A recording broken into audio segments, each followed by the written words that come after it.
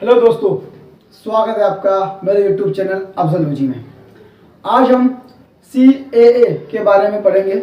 ठीक है, जो ये कानून अभी 11 मार्च 2024 को भारत सरकार के द्वारा लागू कर दिया गया पूरे देश में, तो उसी को लेकर आज हम चर्चा करेंगे। CAA है क्या चीज़, ठीक है, इसके लिए इतने विरोध क्यों हुए थे और क्यों हो रहे हैं, तो आज हम CAA के बारे में पढ़ेंगे।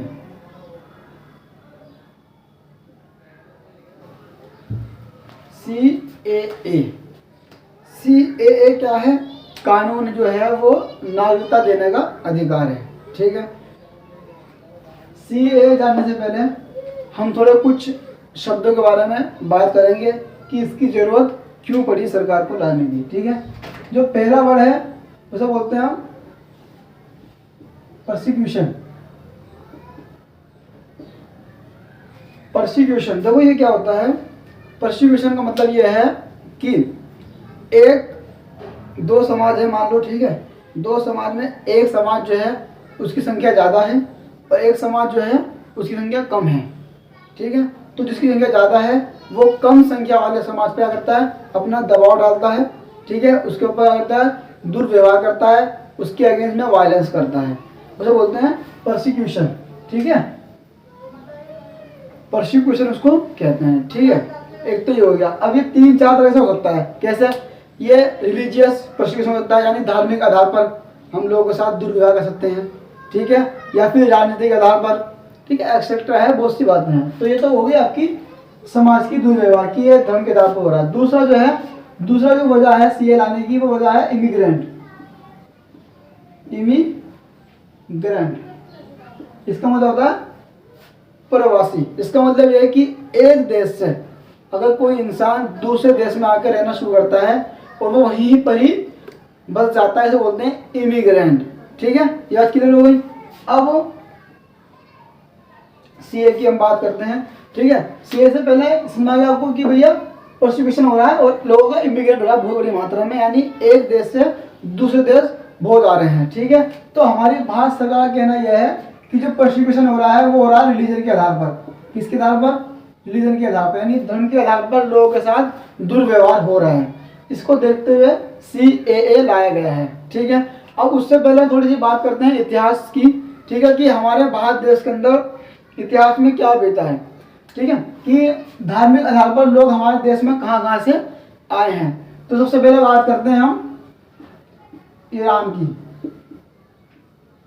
की बात करते हैं। ठीक है, 12वीं सदी से लेकर 20वीं सदी तक, 12वीं सदी से लेकर 20वीं सदी तक यहाँ पे एक कंट्री है ईरान की। ठीक है, ईरान नाम से कंट्री है। ठीक है, तो यहाँ से बहुत बड़ी मात्रा में आपके प्रवासी आए, इमिग्रेंट आए। ठीक है, उन्हें बोलते हैं क्या कहते हैं, पारसी लोग। यहाँ से ईरान से काफी बड़ी मात्रा में पारसी लोग आए। कब आए? 12वीं और 20वीं शताब्दी के दौरान गुजरात में ईरान से काफी लोग आ गए। ठीक है, बहुत बड़ी मात्रा में आ गए। आप देखो गुजरात जो स्टेट है, गुजरात स्टेट जो है वो धनी लोगों का है। ठीक है, जिसमें से रतन टाटा जी भी वहीं से ही वंशज हैं, जो ईरान से पारसी लोग आए थे। क्योंकि सारे पारसी लोग आपको गुजरात में मिलेंगे, सारे आपको धनी लोग मिलेंगे, जिसमें से रतन टाटा जी भी हैं। ठीक है, ये बात समझ आ गई। ठीक है, ये हमारा बड़ी मात्रा में क्या हो गया, लोग यहाँ से ईरान से अपने इंडिया में आ गए। फिर दूसरा क्या हुआ, 1947 में क्या हुआ, भारत देश से क्या हो गया, बंटवारा हो गया। सबको पता है 1947 में भारत देश से क्या हुआ, बंटवारा हुआ। इसमें एक पाकिस्तान, एक पश्चिमी पाकिस्तान बना और एक पूरी पाकिस्तान जो बना था वो आज के देश में क्या है, वो आज के टाइम पर बांग्लादेश के नाम पर जाना जाता है। ठीक है, तो 1947 में जब बहुत बड़ी मात्रा में काफी लोगों का क्या हुआ, पाकिस्तान से यहाँ आए, कुछ लोग इंडिया से पाकिस्तान गए। ठीक है, ये पूरी पाकिस्तान से पहले तो कुछ लोग यहाँ पे आए, तो कुछ लोग यहाँ चले गए। तो बहुत बड़ी मात्रा में, यानी कम से कम मानो 1 करोड़ लोगों का क्या हुआ, आगमन हुआ। कोई पाकिस्तान चला गया, कोई इंडिया चला गया। वो क्यों गया था आपको पता ही है, गांधी जी का स्टेटमेंट था कि जो चाहे वहाँ रह सकता है। ठीक है, तो जिसको जो अच्छा लगा देश वो अपने देश में चला गया। ठीक है, तो बहुत बड़ी मात्रा में क्या हुआ, हमारे देश में प्रवासी आए या प्रवासी गए। ठीक है, ये हो गया। उसके बाद क्या हुआ, उसके बाद जब ये बंटवारा हो गया सन 1971 में, सन 1971 में बांग्लादेश बनाने के लिए, यानी बांग्लादेश बनाने के लिए बंगाली लोगों ने क्या कर दिया, आंदोलन कर दिया कि हमें अपना एक अलग देश चाहिए। वो भी चाहिए, जैसे कि मैंने आपको बताया, प्रोसिक्यूशन बताया मैंने आपको, क्यों? क्योंकि जो पश्चिमी पाकिस्तान, ये पहले पश्चिमी पाकिस्तान था और ये आपका पूर्वी पाकिस्तान था।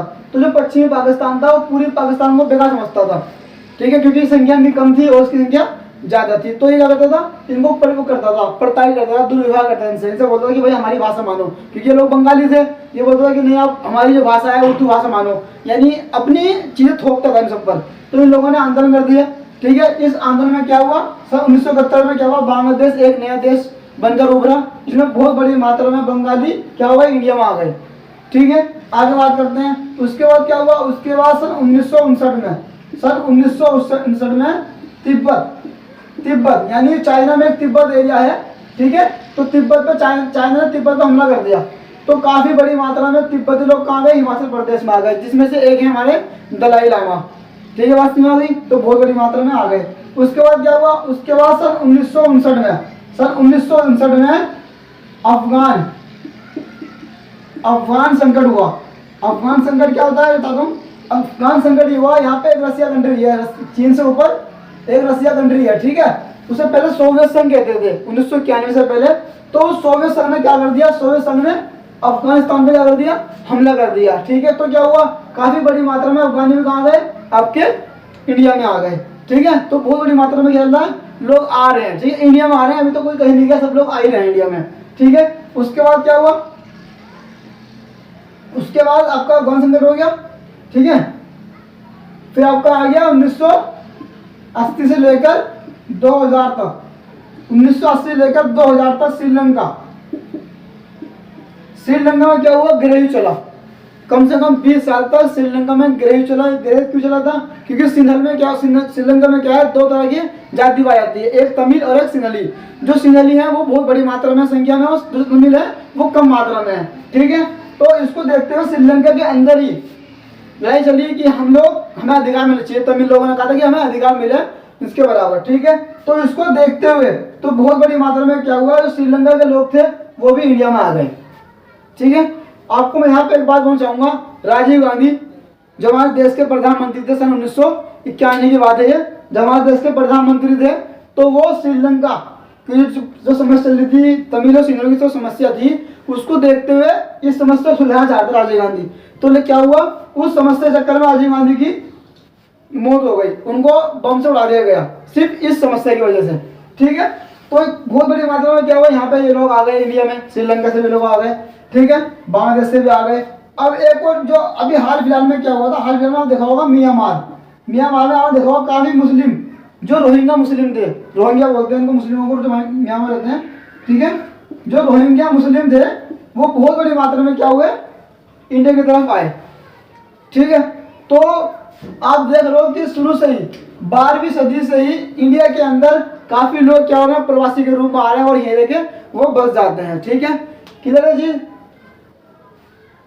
अब क्या है, अब भारत देश का दिल है बहुत बड़ा, अगर देखा जाए इस देश को, क्योंकि देखो काफी मात्रा में लोग यहाँ पाए। अब भारत देश का दिल बहुत बड़ा, हमारी संस्कृति ये कहती है कि वसुधैव कुटुंबकम, ठीक है, यानी यहाँ पर क्या है, मेहमान अतिथि देवो भव है, ठीक है, भगवान मानते हैं मेहमान को। अब इसको देखते हुए बहुत बड़ी मात्रा में लोग यहाँ पे आ गए, ठीक है। अब ये CAA क्या है, CAA जो है वो किस तहत पे बनाया गया है, मैं आपको बताता हूँ। इससे पहले बात करते हैं नागरिकता की, क्योंकि ये जो संबंधित है, ये नागरिकता संबंधित है कि किसको नागरिकता मिलेगी किसको नहीं मिलेगी, उससे संबंधित है, ठीक है। फिलहाल आप ये नोट कर लीजिए, क्योंकि मैं आगे बढ़ाने वाला हूँ CAA के बारे में।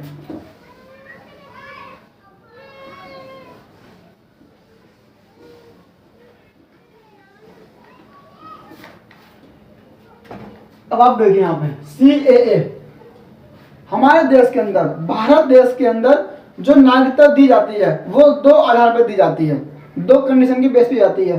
पहली जो कंडीशन है, वो पहली कंडीशन है भारतीय संविधान। क्या है, भारतीय संविधान, भारतीय संविधान।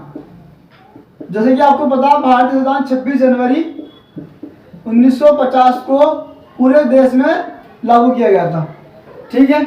अब इसमें क्या आ गया है, इसमें कहा गया है कि भैया जी जो 26 जनवरी 1950 से पहले भारत में आ चुके थे। जैसे कि मैंने आपको बताया था सन 1947 में भारत देश का बंटवारा हुआ, तो काफी बड़ी मात्रा में लोगों का आना जाना चला। ठीक है, तो इसमें ये कहा गया भैया जी जो 26 जनवरी 1950 से पहले यानी 26 जनवरी की रात से पहले ही यानी 25 जनवरी की रात को जो इंडिया में आ गए थे, भारत में आ गए थे, वो क्या है, वो भारत देश का नागरिक है। ये भारतीय संविधान कहता है। ठीक है, क्लियर है।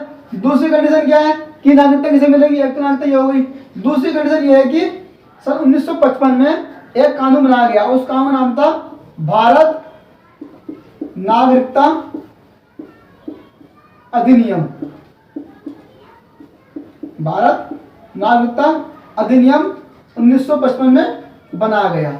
अब सर अभी बोलोगे, सर एक बार बताओ, जब भारतीय संविधान ये बोल रहा है कि जो यहाँ के लोग आ गए 26 जनवरी के लोग यहाँ पर आ गए उसे नागरिकता मिल जाएगी, ठीक है, तो इसकी कानूनी जरूरत क्या पड़ी। देखो भारतीय संविधान क्या करता है, भारतीय संविधान कहता है कि 26 जनवरी 1950 से पहले जो इंडिया में आ गए वो भारत के नागरिक हैं। यानी उस टाइम की सिचुएशन थी उसको देखते हुए भारतीय संविधान ने कहा। ठीक है, लेकिन अभी 1955 का कानून इसलिए बना, इसने ये बताया कि किसको नागरिकता मिलेगी आने वाले दिनों में, कौन भारत देश का नागरिक नागरिकता ले सकता है, वो 1955 डिसाइड करता है। भारतीय संविधान डिसाइड करता है कि भाई जो 1950 से पहले आ गए हैं वो नागरिक हैं। 1955 वाला कानून डिसाइड करता है कि कौन नागरिक बनेगा आने वाले दिनों में, आज में कल में किसको नागरिकता देनी है, ये वाला कानून है। किसको मिल गई है, ये वाला कानून है। ठीक है, इसमें एक चीज जोड़ूंगा मैं, आर्टिकल 11 अनुच्छेद 11 में ये कहा गया है भारतीय संविधान की कि भैया जी अनुच्छेद 11 कहता है कि नागरिकता पर कानून बनाने का जो अधिकार है वो किसको है, वो है संसद को। किसको है, संसद को। और संसद में किसको है, संसद में है ये आपका गृह मंत्रालय को। क्वेश्चन अगर आए कि भैया नागरिकता पर कानून बनाने का अधिकार किसको है, तो संसद को है। आर्टिकल कौन सा कहता है, 11 कहता है। ठीक है, अब गृह मंत्रालय कौन सा मंत्रालय को अधिकार है, गृह मंत्रालय को। जैसे कि आपको मालूम होगा CAA जब 2019 में लाया गया था तो उसको प्रस्तुत कौन कर रहा था, गृह मंत्रालय के जो होते मंत्री, क्या नाम था उनका, अमित शाह जी, जो उनके होम मिनिस्टर हुई है, गृह मंत्री हैं, तो उन्होंने ही CAA को प्रस्तुत किया। ठीक है, अभी बात करेंगे इस बारे में भी, अभी समझिए। ये बात समझ आ गई आपको कि 1955 कानून जो लाया गया, बताया गया कि भैया कौन बन सकता है। ठीक है, इनने बता दे कौन बन गया है। क्लियर चीज। अब इसमें बात करते हैं इसमें क्या था।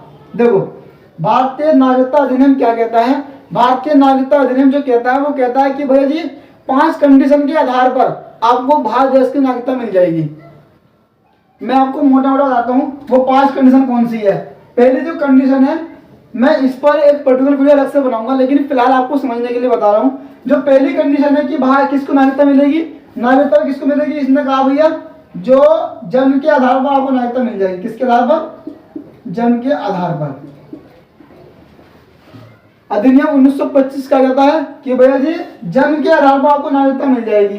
क्लियर भाई, जो देश के अंदर, भारत देश के अंदर जन्म लेगा उसको नागरिकता मिल जाएगी, कोई दिक्कत वाली बात नहीं है। ठीक है भैया, पहली कंडीशन ये थी इस कानून की। दूसरी कंडीशन ये थी कि वंश के आधार पर आपको नागरिकता मिल जाएगी। किसके आधार पर, वंश के आधार पर। वंश के आधार, वंश मतलब, अब देखो वंश का मतलब क्या होता है, हमारे पिताजी, हमारे दादा, हमारे परदादा, क्या हम उनके वंश हैं। तो हम जो आज हमें नागरिकता मिली हुई है देश की, वो किसके आधार पर, वंश के आधार पर मिली हुई है। और जो जन्म के आधार पर किन्हें मिली है, जो हमारे दादा परदादा थे उनको जन्म के आधार मिली है, और वंश के आधार पर हम लोगों को मिली है। तो 2 कंडीशन हमारी फुलफिल हो गई। हमें नागरिकता कैसे मिल गई, हमें वंश के आधार पर नागरिकता मिल गई। तीसरी कंडीशन में कब मिलेगी नागरिकता, तीसरी कंडीशन मिलेगी रजिस्ट्रेशन के द्वारा।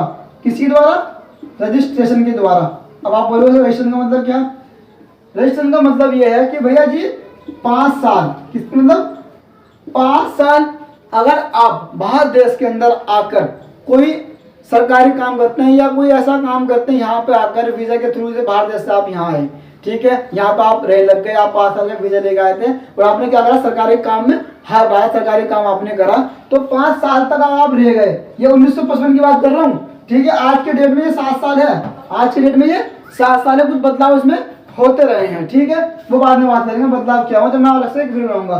तो 1955 ने कहा था कि भाई जो 5 साल तक भारत देश में रह गया, कोई दूसरा देश का बंदा यहाँ पर आके 5 साल में काम करा, ठीक है, रह गया, ठीक है, उसको तो भैया रजिस्ट्रेशन के थ्रू यानी फॉर्म मिलेगा, उसे फॉर्म भरना है, उसे बताना 5 साल होगा मुझे भारत देश की नागरिकता चाहिए, तो उसको एक फॉर्म के थ्रू नागरिकता मिल जाएगी। जो 5 साल था वो 7 साल आपका, यह है रजिस्ट्रेशन के थ्रू। इसमें एक चीज हो गया, शादी कर लिया आपने, मान लो किसी लड़की से यहाँ शादी कर ली है, किसी लड़की ने, जैसे सानिया मिर्जा है, ठीक है, मैं बाद में बताऊंगा, फिलहाल सोचो, फिलहाल तो बस ये सोचो कि रजिस्ट्रेशन के थ्रू नागरिकता मिल जाएगी आपको। अब ये चौथा पॉइंट है, इसमें कहा कि देशीकरण के माध्यम से नागरिकता मिल जाएगी। देशीकरण, आप बोले तो देशीकरण क्या होता है?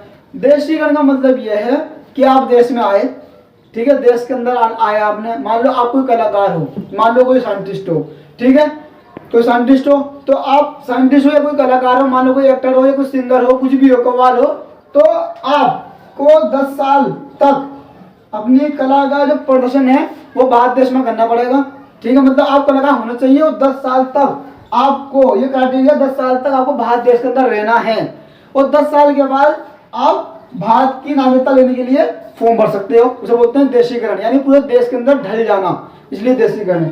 तो लास्ट जो पॉइंट है वो लास्ट पॉइंट है आपका ये वाला, अर्जित भूमि। अर्जित भूमि, अब बोलोगे अर्जित भूमि क्या होती है? अर्जित मतलब होता है, देखो, सिक्किम। सिक्किम 1971 से पहले भारत देश का हिस्सा नहीं था, ठीक है, लेकिन 1971 के बाद सिक्किम को भारत में जोड़ा गया, ठीक है, तो सिक्किम को जोड़ा गया, तो उस टाइम में सिक्किम के लोग थे वो तो कईयों के नागरिकता उनको मिली थी, लेकिन भारत सरकार फर्ज बनता है जब वो सिक्किम में जोड़ा गया है तो जो सिक्किम के लोग हैं उनको नागरिकता देने का अधिकार किसको है? भारत सरकार को है। तो उसमें कहा है जो भी सरकार अपने हिस्से में जगह जोड़ेगी, जो वहाँ के लोग हैं उनको अर्जित भूमि के माध्यम से नागरिकता दे दी जाएगी, ठीक है। तो ये 5 पॉइंट है जो 1955 का कानून बोलता है कि भैया इसके आधार पर आप नागरिकता ले लो। इसमें कोई पर्टिकुलर धर्म के बारे में नहीं बताया गया कि भैया बाय रजिस्टर आप हिंदू हो या मुस्लिम हो, चाहे जैन हो, चाहे बौद्ध हो, चाहे क्रिश्चियन हो, चाहे कोई भी हो, आप 5 साल तक अगर यहाँ रह गए आपको नागरिकता आगे दे दी जाएगी, अगर सरकार मानती है इस बात को, ठीक है। बात क्लियर हो गई। अब जो इतना विरोध है, इतना पंगा है, वो क्यों पंगा है? अब वो बताता हूँ पंगा क्यों आपको, मैं इसको रेस कर रहा हूँ, ठीक है।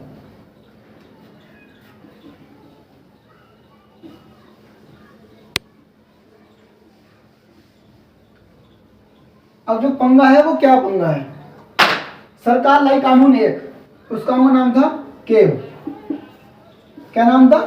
केव। अब बोलो ये केव क्या होता है? केव की फुल फॉर्म क्या होती है?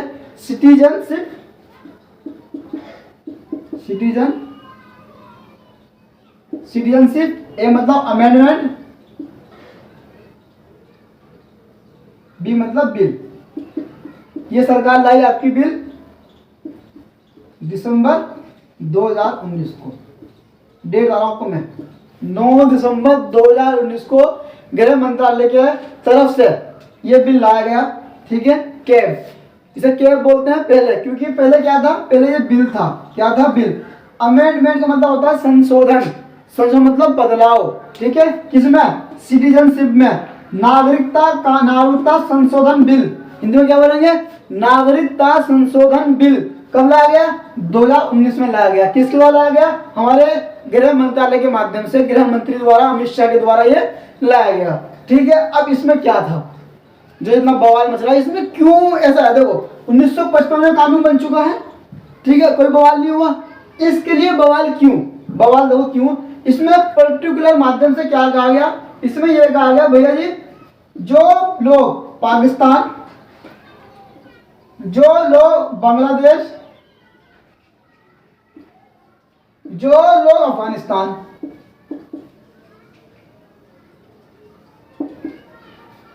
जो लोग पाकिस्तान, जो लोग अफगानिस्तान, जो लोग बांग्लादेश से 31 दिसंबर 2014, जो लोग पाकिस्तान, अफगानिस्तान, बांग्लादेश से भारत में आ गए, ठीक है। कब आ गए? 31 दिसंबर 2014 से पहले जो भारत में आके बस गए, उन लोगों को, इन पर्टिकुलर 3 देश के लोगों को ही नागरिकता देंगे। ये बात तो समझ में आती है, कोई बात नहीं, नागरिकता दे दो भैया, कोई दिक्कत नहीं, 3 देश आपने चॉइस कर ली, कोई बात नहीं। अब पंगा कहाँ हुआ है? पंगा यहाँ पर हुआ है ये कि भाई इन तीनों देश से, इन तीनों देश में जो पर्टिकुलर चीज थी वो ये थी ठीक है, कि भैया जी हिंदू, हिंदू, ठीक है, पारसी,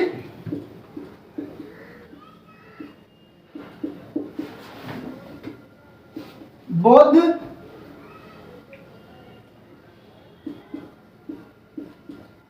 ईसाई, ठीक है, हिंदू, पारसी, बौद्ध, ईसाई, ये कुछ पर्टिकुलर धर्म को देखते हुए ये कानून बनाया गया है। इसमें साफ साफ ये कहा गया कि भैया जो केव बिल लाया गया है उसमें 3 पर्टिकुलर कंट्री और कुछ धर्म जिसमें मुस्लिम नहीं है, गैर मुस्लिम, ठीक है।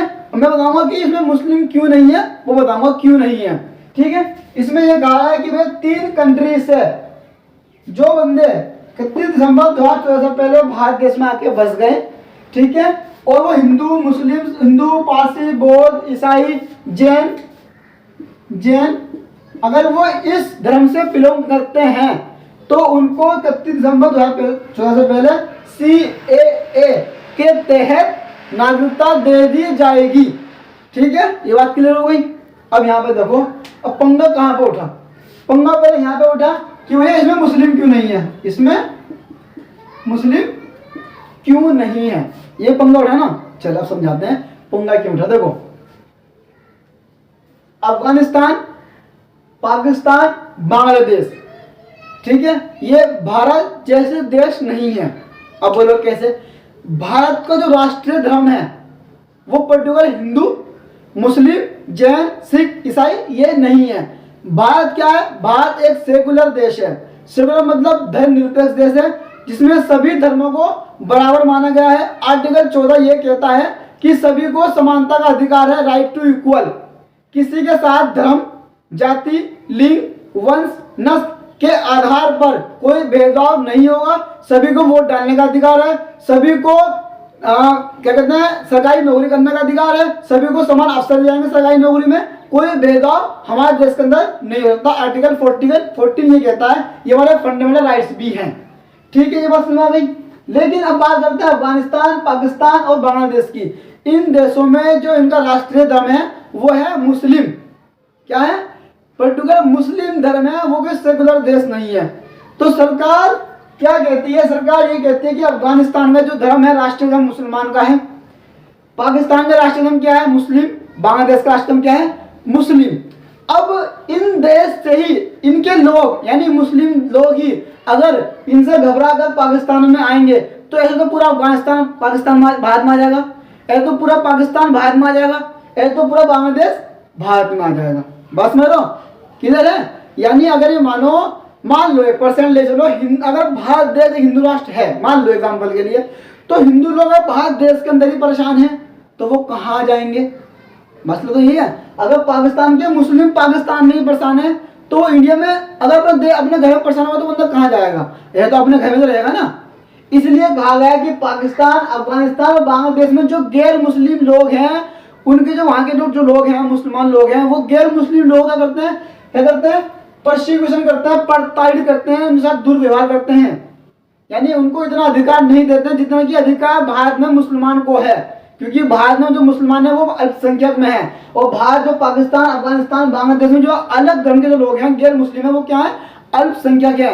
अल्पसंख्यक की वजह से क्या है? इसलिए उनके ऊपर प्रताड़ित किया जाता है, लोग दुर्व्यवहार करते हैं। इसलिए सरकार इस चीज को देखते हुए के एक कानून लाई, एक बिल लाई, ठीक है। स्टार्टिंग में ये बिल था, ठीक है, 9 दिसंबर को पेश किया गया। उसके बाद क्या हुआ?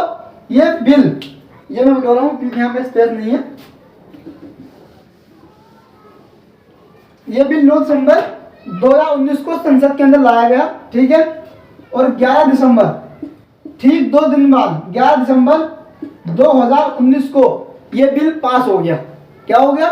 संसद के द्वारा ये बिल पास कर दिया गया। इसमें क्या हुआ? इसमें एक डेट की बात बताता हूँ, 125 वोट बिल के पक्ष में पड़े, ठीक है, 105 वोट इसके विपक्ष में पड़े। कहना मतलब है कि संसद के 125 जो मेंबर पार्लियामेंट थे, संसद सदस्य थे, उन लोगों ने कहा कि ये बिल पास होना चाहिए। और जो विपक्ष में थे यानी चाहते कि ये बिल पास ना हो, 105 लोग थे। ये वोट की बात है, ठीक है, वोट परसेंटेज है। तो ये 11 दिसंबर को संसद से पास हो गया, ठीक है। ठीक एक दिन बाद 12 दिसंबर 2019 को राष्ट्रपति के द्वारा इसे मंजूरी मिल गई। क्या हो गए? राष्ट्रपति के द्वारा इसे साइन कर दिया गया, उसे मंजूरी मिल गई। तो ये जो बिल था, ये बिल क्या बन गया? ये बिल बन गया ए मतलब एक्ट, कानून बन गया। सिटीजन अमेंडमेंट एक्ट, नागरिकता संशोधन कानून, अधिनियम, ना कि बिल, ठीक है। इसलिए बोलते हैं इसको ये चीज। ये तो हो गई बात लागू करने की, ये चीज हो गई। जब तक राष्ट्रपति किसी भी कानून पर, किसी भी बिल पर अपने साइन कर देता है तो वो बिल कानून बन जाता है। अगर वो नहीं करता है तो वो बिल ही बन जाता है। ऐसे बहुत से बिल आए हैं संसद के अंदर जो संसद के द्वारा पास भी हो गए, लेकिन राष्ट्रपति ने उस पर जू तक नहीं करी, क्योंकि राष्ट्रपति की पावर होती है पॉकेट वीटो, वो जब चाहे साइन करे। कुछ होते हैं जो इमरजेंसी वाले होते हैं, ठीक है। तो ये बिल आपका कानून बन गया। अब क्या है? अब जो पंगा तो मैं समझा दिया आपको, यहाँ पंगा। अब एक पंगा, यहाँ पे एक चीज और पंगा है। अब पंगा इसमें क्या है? जो लोग विरोध कर रहे हैं, वो लोग इसलिए विरोध कर रहे हैं, इसमें एक पंगा और इसमें है।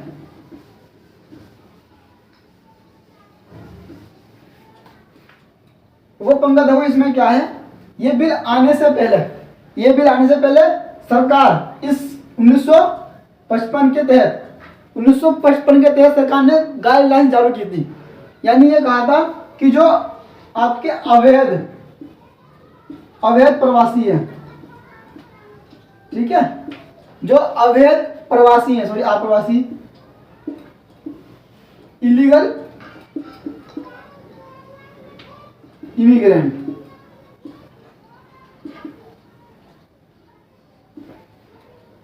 इस बिल को आने से पहले, मेरा मार्क तो खत्म हो गया इसलिए मैं ज्यादा बोल रहा हूं ताकि आपको समझ में आए, मैं कम लिख रहा हूं, ठीक है।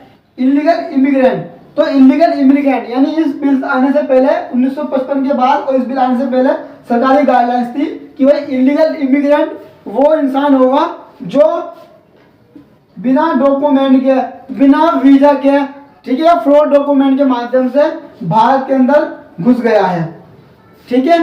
उसे हम बोलेंगे इलीगल इमिग्रेंट है, ये अवैध तरीके से हमारे देश के अंदर आ गया है इससे पहले, ठीक है। दूसरा कहा था टाइम, दूसरा कहा था कि भाई कोई बंदा वीजा लेके आया 6 महीने के लिए, 5 साल के लिए, ठीक है, 6 महीने के वीजा लेके आया, लेकिन 6 महीने के बाद भी वही रह गया, 7 महीने 8 महीने, तो तब भी वो इलीगल माना जाएगा। यानी ये भी इलीगल तरीके से देश के अंदर रह रहे हैं, ठीक है। तो ये दो सरकार ने पहले गाइडलाइन जारी करी थी कि भाई वो लोग अवैध माने जाएंगे, लेकिन इस बिल के आने से तो ये जो था ये चेंज हो गया पूरा कि भैया देखो अब सरकार ने कह दिया 31 दिसंबर 2014 से पहले जो इंडिया के अंदर आ गए हैं गैर मुस्लिम, और पर्टिकुलर पाकिस्तान, अफगानिस्तान और बांग्लादेश, इन देश से जो हमारे देश के अंदर आ गए हैं 2014 से पहले, वो चाहे उनके पास डॉक्यूमेंट हो या ना हो, वो उनका वीजा था या नहीं था, फर्क नहीं पड़ता। आप 2014 से पहले कोई अपना डॉक्यूमेंट दिखा दो कि हम 2014 से पहले इंडिया में आ गए थे, आपके पास वीजा है,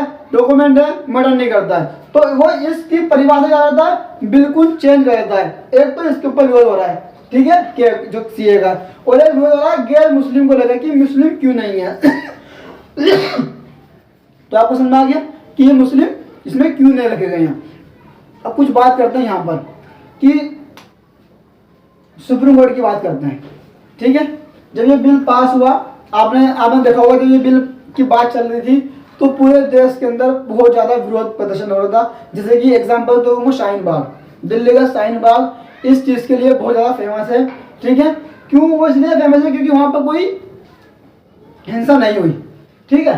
किधर चीज़, अब यहाँ पे देखो जब इसमें इतने विरोध प्रदर्शन हुए तो सुप्रीम कोर्ट में ये मसला गया, तो सुप्रीम कोर्ट बहुत लोगों की तरफ से याचिका दायर की गई सुप्रीम कोर्ट के अंदर।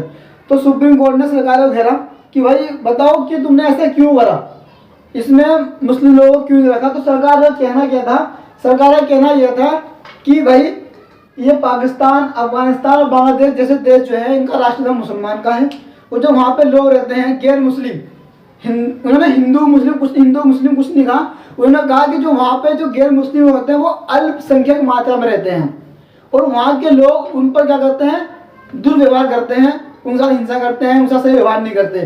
तो उन्होंने वहाँ पे एक वर्ड यूज करा अल्पसंख्यक। सुप्रीम कोर्ट में सरकार ने कहा कि वहाँ के लोग अल्पसंख्यक के माध्यम से उनको इतना अधिकार नहीं है जितना कि यहाँ के लोगों को, मुस्लिम के लोगों को अधिकार भारतीय संविधान ने दिया है।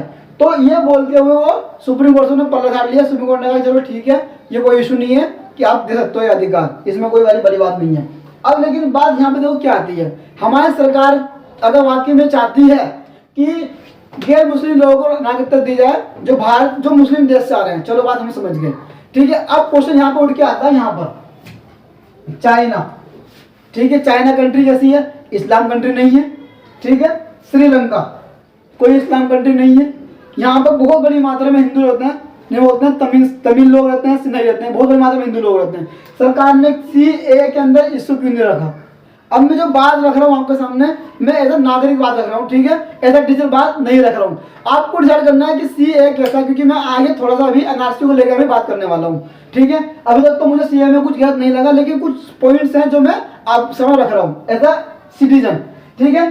श्रीलंका कोई इस्लाम कंट्री नहीं है, चाइना कोई इस्लाम कंट्री नहीं है, ठीक है, क्लियर है चीज। अब ये देश से जैसे कि तिब्बती लोग हिमाचल प्रदेश में आ गए, श्रीलंका से तमिल लोग इंडिया में आ गए, इन लोगों को क्यों नहीं रखा गया, पर्टिकुलर इन कंट्री को क्यों रखा गया? मैं आपको समझाता हूँ क्यों। मेन वजह है वोट बैंक। हमारे देश की सरकार चाहती है हमारा एक वोट बैंक बने, एक मेजोरिटी बने, क्योंकि यहाँ से कोई मुस्लिम तो आएगा नहीं। अफगानिस्तान कौन आएगा? हिंदू, जैन, सिख, बौद्ध, पारसी, ये लोग आएंगे। अब ये लोग आएंगे तो इन लोग ये क्या हो जाएंगे, खुश हो जाएंगे कि वाह वाह वाह वाह, भारत सरकार ने हमारे लिए कर दिया, गेट खोल दिए इंडिया के, चलो वहां चलने हैं, वोट किसे देंगे? चलो भाई साहब, समझ रहे बात को? ये मेजोरिटी के लिए ही किया गया, सारा मसला क्या है, मेजोरिटी के लिए किया। क्यों? क्योंकि 1955 में भी कानून था, कहा था भाई बाहर रजिस्टर ले लो, 7 साल लो, ले लो, तो कोई इशू नहीं। लेकिन स्पेशली अफगानिस्तान, पाकिस्तान, बांग्लादेश को तुम टारगेट कर रहे हो, अलग तरीके से इसको पेश कर रहे हो, तो विरोध प्रदर्शन क्यों है? इसलिए है। तो वहां के जो लोग आएंगे वो इंडिया में आएंगे, और जो वो इंडिया में आएंगे उनको नागरिकता किसने दी? भारत सरकार ने। सरकार कौन सी है आपको तो मालूम है नहीं? तो वो लोग क्या करेंगे, वो वोट देंगे उस पार्टी को, तो उससे क्या होगा, मेजोरिटी बनेगी। क्या बनेगी? मेजोरिटी बनेगी, बहुमत बनेगी, वोट एक तरफ गिर जाएगा, बोलते हैं वोट बैंक। क्लियर है चीज? एज अ सिटीजन बात कर रहा हूँ मैं, एज अ टीचर बात नहीं कर रहा हूँ उससे। तो ये कुछ थोड़ी बहुत मुझे कमियां लगी इसके अंदर, जो मैंने आपको जैसे सुझाव कर दी। बाकी मैंने आपको सारा कुछ बता दिया CA के बारे में, ठीक है। अब मैं थोड़ी सी इसमें एक चीज और जोड़ दूँ, NRC और NPR को लेकर बात करता हूँ, थोड़ी सी, ज्यादा नहीं करूंगा मैं, ठीक है। मैं इसको इरेज कर रहा हूँ। चलिए अब बात करते हैं हम इसकी NRC की, क्योंकि काफी लोग इंतजार कर रहे हैं कि NRC का नाम ही नहीं आया, अभी तक CA चल रहा है। देखो जी भाई, NRC क्या होती है? देखो ऐसा होता है ना, जब इंसान को जो ज्यादा कम पढ़ा लिखा है ना, उसको तुम कुछ भी कह दो, उसका वही मान लेता है, पता नहीं। और हमारे देश के अंदर मुसलमान लोगों खासकर NRC जो है उसको गलत तरीके से पेश किया जा रहा है, ठीक है, गलत तरीके से पेश कर रहे हैं। देखो पहले NRC का मतलब क्या होता है? NRC का मतलब होता है नेशनल रजिस्टर ऑफ सिटीजन, भारतीय नागरिक रजिस्टर, यानी एक ऐसा रजिस्टर जिसमें भारत के जो नागरिक हैं उनके बारे में लिखा जाएगा, उसे बोलते हैं NRC। एक होता है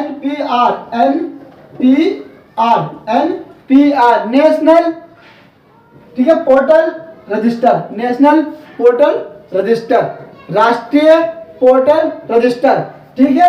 NPR हमारे देश के अंदर हर 10 साल में होता है भाई। मैं आपको बता दूं, जो आजकल के लोग इतने जो अफवाह फैला रहे हैं कि NPR, तो NPR हमारे देश के अंदर हर 10 साल में होता है, जिसे बोलते हैं जनसंख्या। हमारे देश के अंदर हर 10 साल में होती है कि भाई हमारे देश के अंदर कितनी जनसंख्या बढ़ गई है, कितनी कम हो गई है, कितने हिंदू हैं, कितने अदर कास्ट के लोग हैं, कितने घर में बच्चे हैं, कितने बड़े हैं, कितने सरकारी काम करते हैं, कितने नहीं करते हैं, कौन क्या करता है, सब NPR के अंदर लिखा जाता है, जो कि हर 10 साल में होता है भाई। हाँ मुझे पता है, अब ये बोलोगे कि सन 2021 में तो नहीं हुआ मानता हूं भाई, नहीं हुआ, हमारी सरकार ऐसी है, क्या करें, नहीं हुआ, लेकिन हर 10 साल बाद होती है जनसंख्या, उसे बोलते हैं NPR, ठीक है। तो इससे घबराने की जरूरत नहीं है, क्लियर बात, हर 10 साल बाद होती है। अब बात क्या करते हैं NRC, ये क्या है? देखो मैं अगर NRC के बारे में बात करूँगा तो वीडियो बहुत लंबी हो जाएगी, छोटी सी बात करता हूँ NRC में। मैं इसको इससे जोड़ देता हूँ, नॉर्मल सी बात में। देखो CAA के तहत, ठीक है, गैर मुस्लिम लोगों को नागरिकता मिल जाएगी। क्लियर है। अब NRC हमारे देश के अंदर मान लो हो गई 1% को, क्योंकि अभी तक तो हुई नहीं। अब NRC में क्या डॉक्यूमेंट मांगेंगे क्या नहीं मांगेंगे वो जब सरकार कानून लाएगी तब पता चलेगा, ठीक है। लेकिन छोटे से एग्जाम्पल बताता हूँ। असम के अंदर NRC ऑलरेडी हो चुकी है, ठीक है, क्लियर है। वहां पे हुआ क्या था, असम में जो NRC हुई थी वहां पे 19 लाख लोग, क्या ये मैं मोटा बता रहा हूँ, 19 लाख लोग NRC के बाहर हो गए थे। क्या हुए थे, NRC से बाहर हुए थे, जिसमें से 12 लाख लोग आप मानोगे नहीं गैर मुस्लिम थे। क्या थे, गैर मुस्लिम थे 12 लाख लोग। अब आप सोचो, और बाकी बचे कितने, 7 लाख जो थे मुस्लिम थे। इसको कोई झुटला नहीं सकता, ठीक है भाई। सरकार ने असम में NRC लाई, कब सरकार ने, सुप्रीम कोर्ट ने लाई थी, सरकार तो काम की बात कर रही है 1985 में, ठीक है। 19 लाख लोग NRC से बाहर हो गए, जिसमें से 12 लाख लोग क्या हो गए, NRC से बाहर हो गए गैर मुस्लिम लोग। 7 लोग क्या बचे, 7 लाख लोग मुस्लिम थे। अब देखो यहाँ पंगा क्या है, पंगा समझो। CA कब आया, 2019 में आया, ठीक है, कब आया, 2019 में। असम में NRC कब हुई, 1985 में। ठीक, दिमाग लगाना तुम, ये आप लोगों का दिमाग है, मेरा दिमाग नहीं है। कहीं तो मैं तुम्हें भड़का रहा हूँ, ठीक है, मेरा काम भड़काना नहीं, मेरा काम सिर्फ जानकारी देने का है, आपको फैसला करना सही क्या है गलत क्या है, ठीक है। ना देखो 12 लाख लोग जो गैर मुस्लिम थे वो NRC से बाहर हो गए, लेकिन क्या होगा, CA के तहत NRC मिल जाएगी ना, तुमको मिल जाएगी ना, मिल जाएगी, ठीक है। बचे कौन लोग बेचारे, ये लोग बचे, ये लोग कहाँ जाएंगे, समझ लो। तो इसी वजह से, इसी भ्रम को देखते हुए सरकार बोलती है ना कि हम NRC लाएंगे, अमित शाह बोलते हैं कि हम NRC लाएंगे, हमारे देश के प्रधानमंत्री बोलते हैं हम NRC नहीं लाएंगे, हमारा कुछ लिखा ही नहीं है, कहाँ से लाए, सुना होगा ना आपने भाषण देते हैं हमारे देश के प्रधानमंत्री, ठीक है। तो ये गैर मुस्लिम लोगों को कहा गया कि भैया ठीक है हमारे CA के तहत नागरिकता मिल जाएगी, अब बच्चे हमारे मुस्लिम लोगों को कहाँ मिलेगी। तो इसी भ्रम को देखते हुए, इसी घबराहट की वजह से हमारे देश के अंदर जो जगह जगह प्रदर्शन हो रहा है, उसी को देखते हो रहा है कि भाई अगर हम लोग NRC से बाहर हो गए तो हम लोगों को क्या होगा। लेकिन देखो मैं आपको बताऊँ, सही मानने में NRC सही भी है अगर देखा जाए तो। क्यों सही है, देखो भाई जो लोग यहाँ पे हैं, वो तो यहीं के हैं ना, जो लोग बाहर देश से बटा वो तो वहीं रह गए, ठीक है, वो तो यहीं के ही है, उन्हें घबराने की जरूरत क्या है, मुझे समझ में नहीं आ रहा है भाई। अगर आपके पास अपने राइट्स नहीं है, कभी तो जमीन खरीदोगी इंडिया के अंदर, दादा परदादा की जमीन तो होगी, कुछ तो सर्टिफिकेट आपके पास होगा कि हम इंडिया में आ चुके थे। आप बोले कि आप इंडिया के योग कब आ गए थे, अभी देखो NRC ने कोई डेट डिक्लेयर नहीं करी। हाँ, असम में जो NRC हुई थी उसमें डिक्लेयर करी थी, उसमें कहा था कि 24 मार्च 1971 से पहले जो असम के अंदर आ गए हैं उनको नागरिकता दे देंगे, जो 1971 के बाद आए उनको नागरिकता नहीं देंगे, ठीक है। इसमें डेट रख दी, क्यों भाई, ये इसलिए रखी थी क्योंकि काफी 1971 में बांग्लादेश का युद्ध हुआ था पाकिस्तान के साथ, पूरी पाकिस्तान का युद्ध हुआ था, जब बांग्लादेश नया देश बन गया तो बहुत बड़ी मात्रा में बांग्लादेश के लोग असम में आ गए थे। क्या गए थे, बहुत बड़ी मात्रा में। तो जो असम के लोग थे, वहाँ के लोग, ये देखो उनके स्कूल, उनकी नौकरी, उनके वहाँ का जो एनवायरमेंट था बदल गया था उनकी वजह से, क्योंकि यार ऑब्वियसली बात था, अगर आपके घर में कोई घुसेगा तो वो दिक्कत नहीं होगी आपको। तो क्या हुआ, असम में आंदोलन स्टार्ट हो गए थे, इसकी वजह से NRC करवाई कि भाई ये पता करो कि बांग्लादेश से कितने लोग आए हैं असम में। क्यों, इससे कि उनकी नौकरी खत्म हो रही थी, बाहर के लोग आके नौकरी करने लग गए थे, बाहर के लोग उनको रोजगार छीनने थे, उनका काम कर रहे थे, इसलिए वहाँ के लोगों ने आंदोलन करा, इसलिए वहाँ पर NRC हुई, पता लगाने के लिए कितने लोग बाहर से आए हैं, ठीक है। तो उसको देखते हुए NRC चलाई गई कि भाई ये पता लगा है। और खुद बताओ, अगर आपके घर के अंदर कोई अगर तीसरा चौथा बंदा, बहुत सारे लोग घुस आएंगे तो आप एक्सेप्ट करोगे? तो एक देश होने के नाते कैसे वो कोई एक्सेप्ट कर लेगा कि भाई हमारे घर के अंदर आ जाओ? ये तो पता होना चाहिए कि कौन हमारे देश के अंदर इलीगल तौर से घुस आया है, ठीक है। तो मैं सबसे यही गुजारिश करूँगा कि घबराने की जरूरत नहीं है। NRC जो है वो हो जाए तो कोई इशू नहीं है, आपके पास तो सारा अधिकार है, सारे पेपर है, इसमें कोई बताने वाली बात नहीं है। जो गलत तरीके से इंडिया के अंदर आए हैं तो वैसे इनको तो भागना चाहिए ना, ठीक है। तो फिलहाल मैं NRC और NPR को लेकर अलग से वीडियो बनाऊंगा असम पर कि असम में क्या क्या हुआ था, कैसे हुआ था। फिलहाल ये चीज़ है जिसे लोग घबरा रहे थे, लेकिन आई होप आपको ये चीज़ समझ में आ गई होगी, ठीक है। मैं आप लोगों से ये गुजारिश करूंगा कि जितनी भी जानकारी है उसको डीपली समझो, ताकि कोई भी गलत ना अपना फंसो, किसी हिंसा में ना फंसो, ठीक है, क्योंकि जब कोई हिंसा करता है देश का नुकसान होता है, देश की प्रॉपर्टी खराब होती है। ठीक है, तो अगर कुछ भी गलत फहमी है तो देखो नेट पे सब कुछ मिल जाएगा, गृह मंत्रालय की ऑफिशियल साइट है, वहाँ सब कुछ मिल जाएगा, आप पढ़ लो उनको। ठीक है, बाकी सरकारी कुछ गलतियाँ हैं कुछ नहीं है वो आप डिसाइड करना। मेरे हिसाब से तो देखो इतना ही था जो मैं आपको समझा दिया। ठीक है, धन्यवाद।